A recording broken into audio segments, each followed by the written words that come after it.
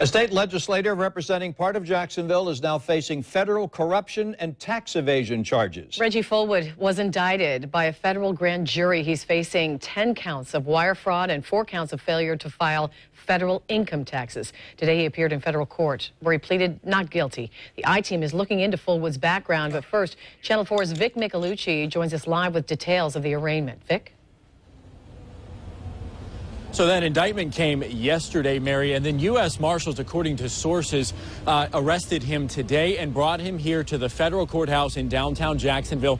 That is where he had his arraignment in front of a judge, the first time that he has been in front of a judge, where he formally heard these 14 charges that he is facing. A federal prosecutor told him that he faces up to 204 years in federal prison if he's convicted, also up to $2.9 million in fines. So obviously some very serious charges here. 10 of those are felonies, 4 of those are misdemeanors. So according to the indictment, Fullwood was seeking re-election to the Florida House of Representatives between 2010 and 2013, and he made several electronic funds transfers from his campaign bank account to his company's account. And he used that money, about $65,000 worth, for personal expenses. We're talking about things like restaurants, grocery stores, jewelry, and liquor.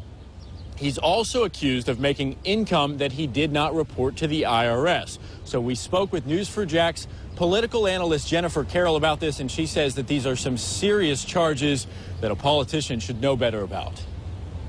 It is surprising, and an indictment doesn't mean guilt.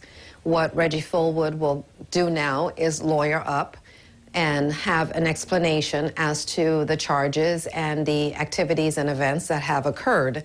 What is surprising is the federal aspect of this, because it is a state house and it is a state financial disclosure and campaign. So it's surprising that the federal investigation has merged the two, and it's probably because of the income tax portion of that.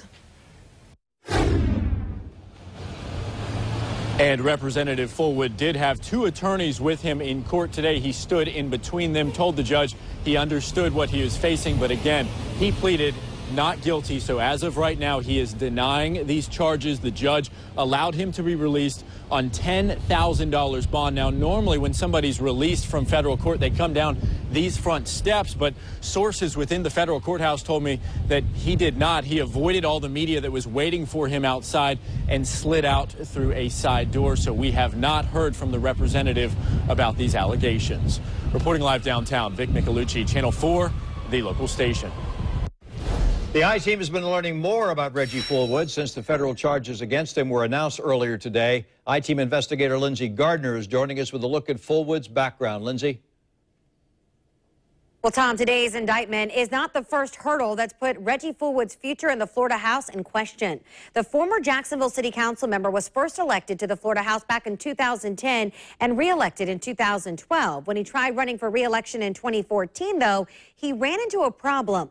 He filed most of his paperwork just 1 day before the deadline, but a notary had made an error on the financial disclosure part of the form. The Florida Democratic Party then arranged for a second notary to redo the form and submit it, but then a second notary didn't check a required box. So by the time Fullwood even learned of this error, he was back in Jacksonville with just 10 minutes to go before the deadline and thus did not qualify.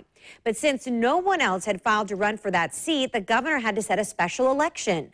Fullwood then beat City Councilman Johnny Gaffney in a Democratic primary in December of 2014. And then the next year, he beat Republican Lawrence Jefferson outright. Turnout, though, that year just under 9%.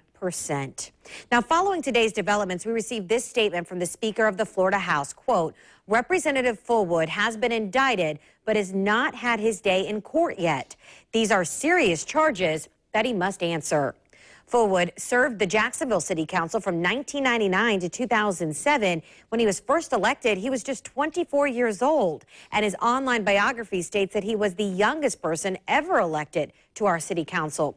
Now, coming up all new at 6 o'clock tonight, we're going to tell you what the I-team has learned about Representative Fullwood's financial disclosures to the state, as well as his business dealings. Back to you.